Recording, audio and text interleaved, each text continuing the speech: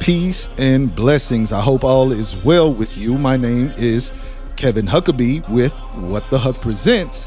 And like I've done before, let me issue a trigger warning. Trigger warning, trigger warning.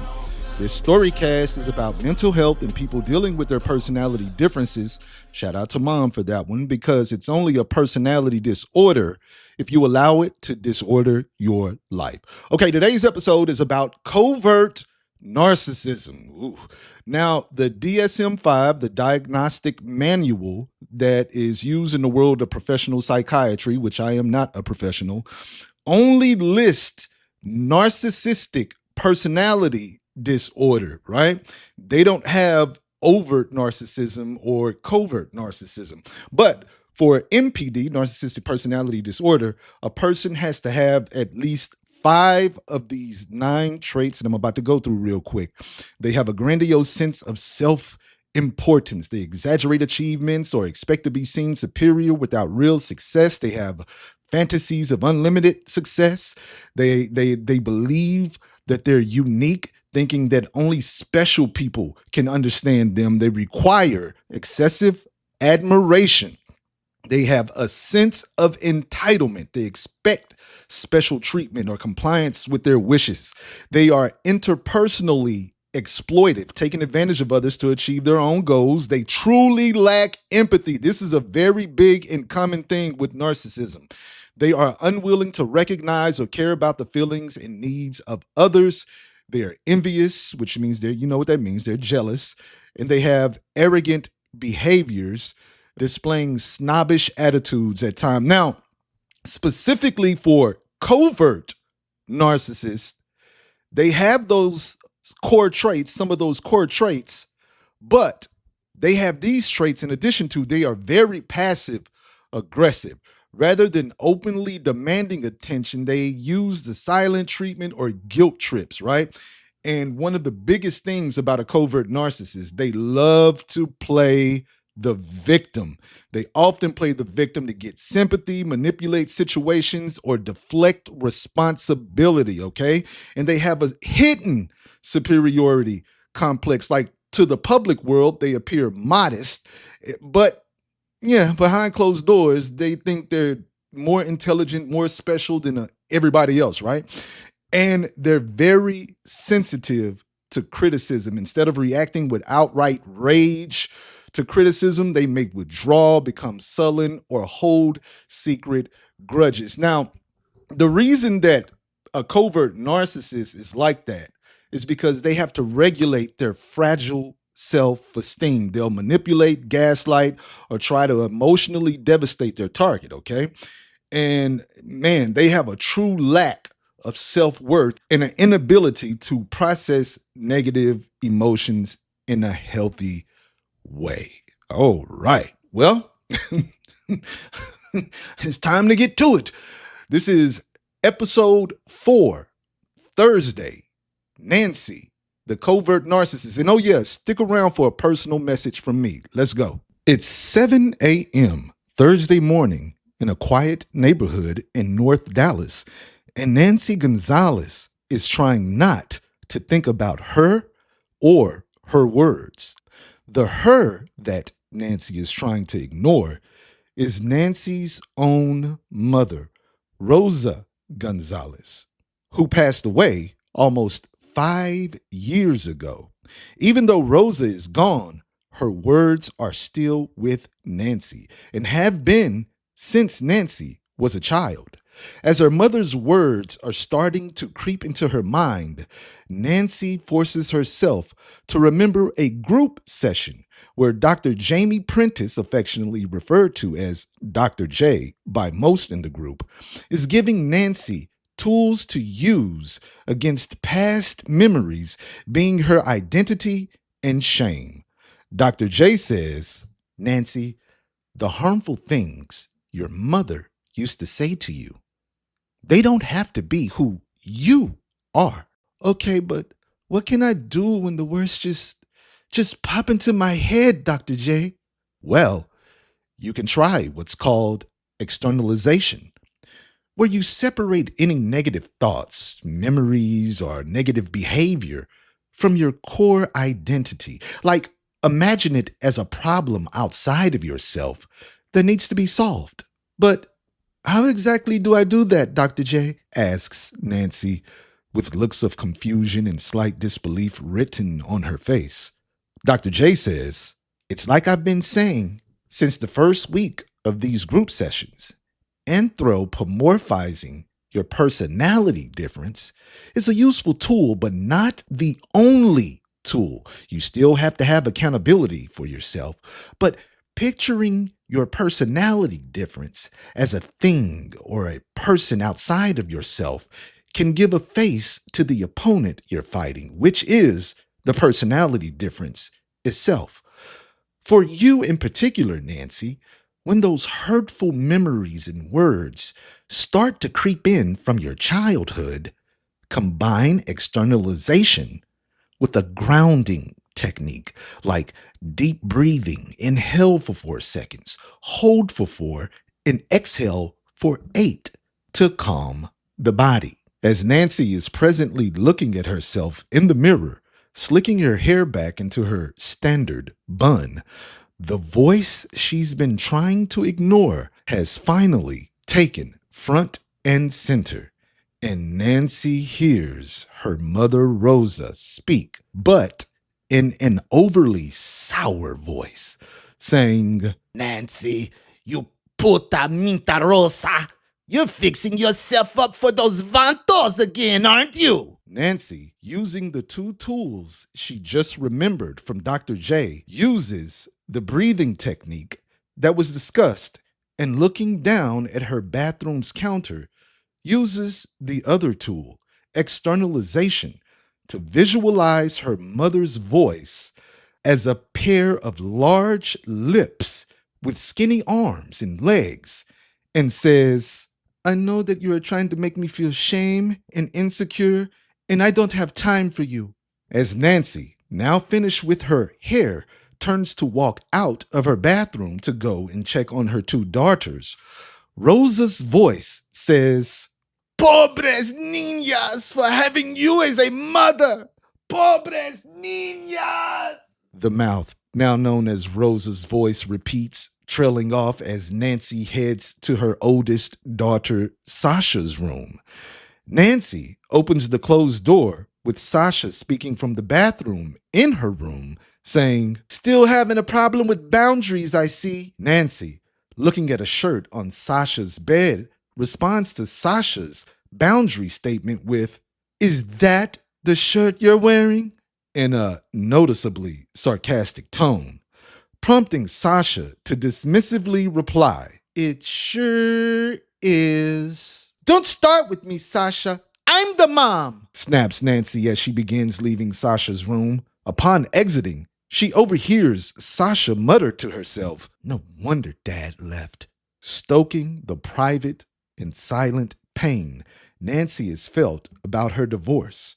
But instead of lashing out at Sasha, she takes accountability, remembering another tool that Dr. J gave her in the week 2 group session. When you're in the heat of a moment, per se, use the pause and check technique to help you not fall into a defensive mode. And how does that work, Dr. J? Okay, when you pause, it can interrupt your autopilot response when you feel a surge of negative emotion like frustration or shame. Then check, evaluate your immediate thoughts or behavior to be sure it's rooted in reality rather than ego or fear, says Dr. J, pushing his thin-framed glasses to the top of his nose. Nancy then asks, "Okay, so how do I use that, for lack of better words?" Dr. J leans forward in his seat, looking intently at Nancy. He can see that Nancy is actually trying and not being manipulative or trying to play the victim. He says, "Well, you have to honestly identify the exact event that caused you to start feeling negatively, and to stop your immediate reaction, create a physical and mental gap before you speak or react. Like a grounding technique, take 3 slow breaths or count to 10 to break the emotional intensity. Then you can choose a constructive response. Basically, replace your old defense mechanism with an empathic response. Think to yourself, am I being attacked or am I just feeling vulnerable? Nancy, with her legs crossed at the knee, is looking in the air as if she's envisioning what Dr. J is telling her. She says, "Teenagers are hard, especially girls." Dr. J nods his head, making an observation of Nancy's face and tone, and says, "You can do this, Nancy. Look, if you have a disagreement with your kids, besides the pause and check method, use the no excuse ownership rule, where you don't explain away your behavior, but own your part in the disagreement by admitting what you may have done wrong without adding but or because. This gives you a chance to work on the empathy that I've been talking with you about in the last 2 sessions, with the memory of the word empathy sparking Nancy to think about the week 4 group session she was in this past Monday. The reason being because Dr. J had her participate in an empathy exercise after the chair incident that happened. And if you don't remember the chair incident, go back and listen to episode 1 titled Week 4, Monday, a session. Now, back to this episode. Nancy, in this moment, decides to head back to Sasha's room and instead of just barging in, knocks. The second it takes Sasha to answer Nancy's knock feels like 100 seconds to Nancy, as she is about to do something that is very hard for her to do. "Come in," says Sasha from behind the closed door, with Nancy slowly opening the door and saying, "Hey, look, I just wanted to apologize for being sarcastic about your shirt and being snappy, okay? I know the divorce is hard on you and your sister too, and I just want you to know it's going to be okay," says Nancy in a calm and steady tone, leaving a stunned Sasha looking at Nancy as she closes the door back, as if Sasha just saw a real alien. Nancy now reconvenes her approach to her younger daughter's room. As she comes to the door of 13-year-old Christina, Nancy pauses as she is about to walk right in. She pauses to remember, respect boundaries, which she didn't do when going into Sasha's room. She decides to knock. Christina, with a frustrated tone, says in a sigh, "Come in." As Nancy enters the girly girl room of Christina, she decides to hold her criticism of the mainly pink-colored room with posters of pop and hip-hop stars covering the walls to herself, with Nancy having a quick flashback to the week 2 group session she just remembered the previous tools from, recalling Dr. J saying in the flashback, "If your children make a choice that you may not personally like, but they do, practice self-reflection, where before you speak to critique in a negative way about the child's choice, you pause to ask, is my feedback based on facts or my own personal feelings? And pair it with unconditional positive regard, where you separate the love you have for your child from whether they achieve something or if they comply with what you think and or feel. So even if my daughter's room looks like a pink crayon exploded everywhere and I don't personally like it, then remember to practice self-reflection. And also the old saying, if I don't have anything nice to say, then don't say anything at all. Uh, my abuela used to say that a lot. Upon entering Christina's room, Nancy notices that Christina is still not fully dressed for school, but standing in front of her mirror with a look of displeasure. Before Nancy can allow herself to be irritated by the fact that Christina isn't ready yet, she pauses and checks her feelings, instead asking, "What's wrong, Christina? I can tell you're bothered about something." In the brief instance between Nancy's question and Christina's answer, Nancy quickly remembers another tool from Dr. J, with him saying, "Remember, Nancy, try using reflective listening too.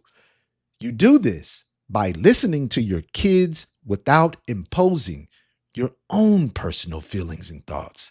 It's just like the other tool I gave you, practice self-reflection, except that reflective listening involves actively listening." Back in Christina's room, Christina responds to her mother Nancy's question, saying, "Mom, please don't get mad, but I didn't like the way you had my hair, so I was trying to give myself a ponytail, but I can't get it the way I want." In that moment, Nancy hears Dr. J saying, "When your children voice opinions or needs that may differ from you, don't frame it as betrayal." Nancy approaches Christina and grabs her brush and says, "It's okay, Chrissy Pooh. I used to struggle with my hair too. Let me help. Ponytail, right?" "Yeah, Mom.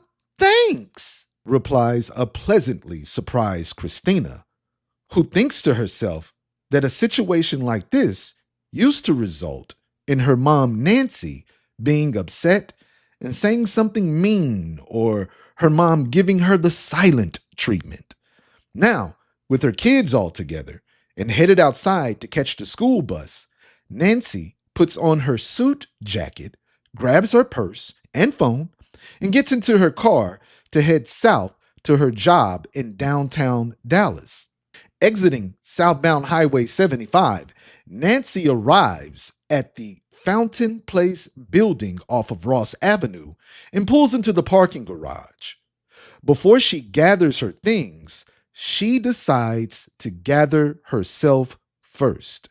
Nancy thinks of Dr. J giving her tools she can use at work. "Nancy, it's important that you remember and use the no agenda rule. One being to drop the manipulation. You don't have to do that. You don't need to steer conversations. And share authentically. Ask about their lives, your coworkers. Ask about their lives without fishing for information. You don't have to be that way, Nancy. Remember that." Nancy has now reached the floor of Fountain Place that the marketing firm she works at is on. She enters the doors of the Apex Marketing Agency, and as she does, she sees John, who she's worked on projects with, engrossed in some copy he's reading while walking. Nancy still decides to speak, saying, "Good morning, John." But John continues reading his copy and rounds a corner to head to his cubicle without responding to Nancy.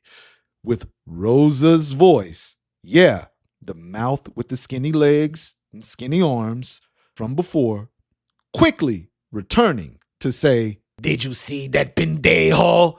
Did you see? He ignored you. See, Nancy? No one likes you, mija. I keep telling you, they can see that you're a mentirosa. You whore. Who could like you? He's probably jealous, like the rest of them." With Nancy quickly refocusing and deciding to lean on the words of Dr. J instead of Rosa's voice, recalling Dr. J saying, "It's okay to challenge your thoughts, Nancy." She decides to use the pause and check technique, with her deciding to pause and think before giving in to feeling slighted. She thinks to herself, "John has always been nice and supportive when we worked on projects.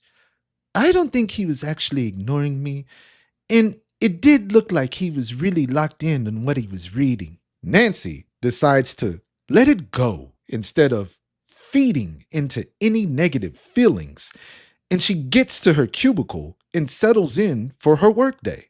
30 minutes later, she gets a call on her work phone to come to her supervisor, Thomas's office. As she walks to Thomas's office, Rosa's voice makes another quick visit, saying, "Uh-oh, bruja, the jig is up.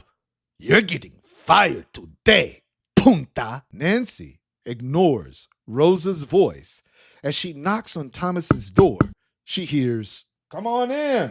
Nancy slowly walks in, and Thomas motions for her to take a seat in one of the chairs on the opposite side of the desk he's sitting behind, and says, "Nancy, good to see you. I wanted to talk to you about the results of the Trans Express project." Nancy unsurely says, "Okay," and takes a seat. Thomas pulls a file from his desk cabinet and places it on the desk in front of him and briefly reads something from it to himself, saying, Give me one quick minute." While he's reading, this gives Nancy time to remember other tools to deal with the stress she's feeling right now. She recalls Dr. J saying, "I know work can be stressful for you, Nancy, dealing with marketing. But do this when you start to feel that stress. Challenge the narrative. Learn to ask yourself if your stress is based on facts or assumptions. And also, stop mind reading. You can't control what coworkers or people in general think about you. This leads to the tool of detaching your self-worth from external validation. Learn to accept yourself, your flaws and all, without needing to be perfect." Thomas, having found what he was looking for, says, "Nancy, the clients for Trans Express were very happy with this proposal you put together. I just wanted to personally congratulate you on a job well done." Nancy, with a feeling of relief, remembers one more work tool Dr. J gave her before she responds to Thomas. She hears Dr. J in her mind saying, "And since you work on projects with coworkers sometimes, it's okay to share the spotlight by making sure teammates get their proper credit. Highlight team success rather than just your own contribution, which can be an exercise in learning workplace empathy." Nancy responds to Thomas saying, "Thank you, Thomas, but I can't take all the credit. It was a team effort, especially on John's behalf. I couldn't have done it without him." "Well, thank you for your honesty, Nancy. You have a good rest of the day." Nancy exits Thomas's office feeling good about her day so far and heads back to her cubicle. Sometime after lunch, John, who she previously spoke to, approaches her and says, "Hey, Nancy, I just want to tell you thank you. I just had a positive meeting with Thomas in his office, and he told me you said you couldn't have completed the Trans Express project without me." "Yep, well, it's the truth, so thank you. Oh, and I spoke to you this morning." "To me?" "Yep, and what happened? Because I don't remember seeing you this morning," says John, looking in the air trying to recollect the morning. Nancy says, "You just kept going without responding.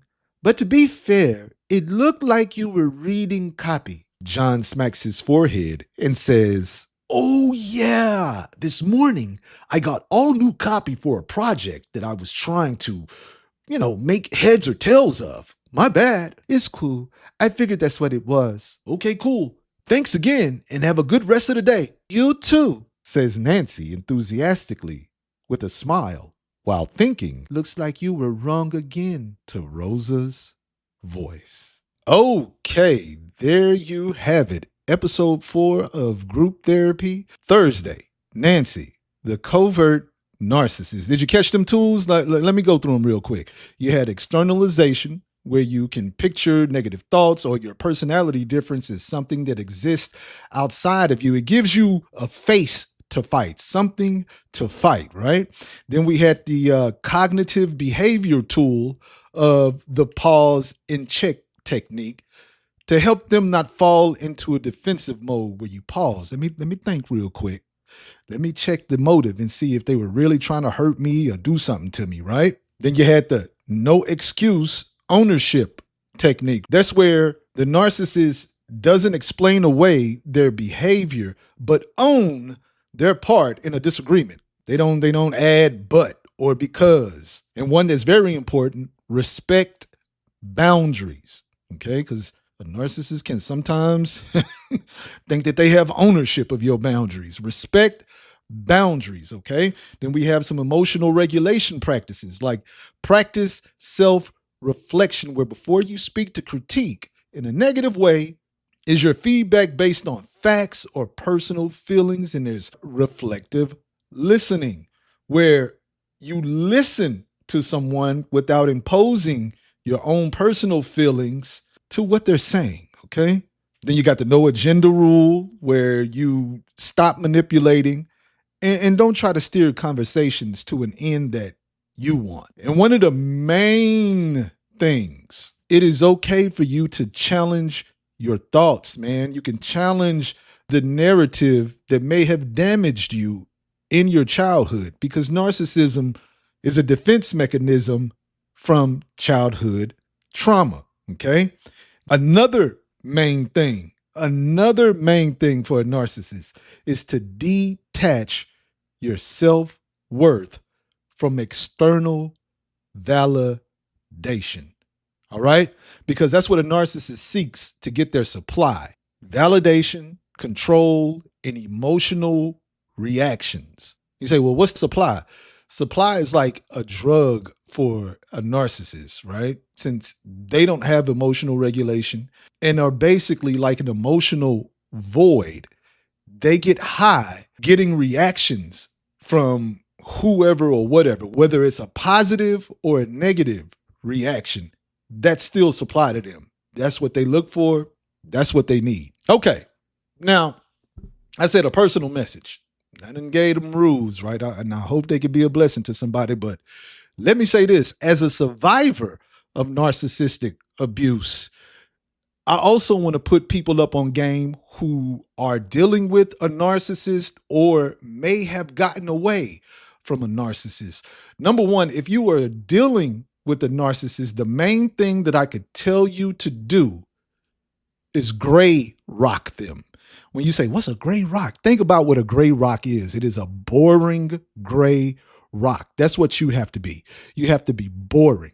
You can't give them any type of emotional response, like I said, whether positive or negative. You might be thinking, I'm telling this mother hucker off, but you're really not. All you're doing is feeding them your energy and giving them supply. Now, energy, right? Protect your energy, because that's basically what a narcissist is, an energy vampire. What's that rule about a vampire? If you invite them in, they come on in and feed on you. So don't invite them in. Don't give them your energy. Gray rock them. If you need an example of gray rocking, look at Jesus. Now, before you start saying, here you go with the Jesus stuff. Hey, man, I'm telling you what worked for me, okay? Now, if it worked for you, fine. Jesus ain't forced himself on nobody, so I ain't forcing Jesus on nobody, okay? But Jesus gray rock them narcissists in the Bible, man. I'm talking about them Pharisees. You talking about who the narcissists? The Pharisees were the narcissists in the Bible. And Jesus gray rock them jokers, man. And the biggest narcissist from the Bible is Satan. Let that sink in. Don't let that go over your head. Satan was the chief number one narcissist. Now, if you have been blessed to get free from the trauma bond that a narcissist formed with you, the main piece of advice I can give you is go no contact and stay no contact.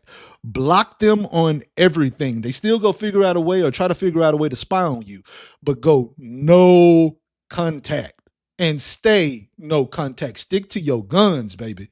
Now, if you need more information about narcissism, covert narcissists, overt narcissists, go on YouTube and look up this brother named Lee Hammock. He is a clinically diagnosed narcissist who has been in therapy for 8 years. That means he is really trying to do something about his, and he does videos that puts people up on the ways that a narcissist thinks. Check him out. Also, for the men who have dealt with female narcissists, check out Dr. Lise LeBlanc, Lise LeBlanc, LeBlanc, on YouTube as well. Her videos are strictly for men who have or are dealing with a narcissist. I'll give you one more. The Game Exposed podcast. She gets on there and she just breaks it down. She's been through it with narcissists too, man. Get you some game, learn, protect yourself. And I'm going to be back with the next episode next Friday. Oh yeah, like I always say, don't let life kill you and don't let the enemy steal your joy. Peace and blessings.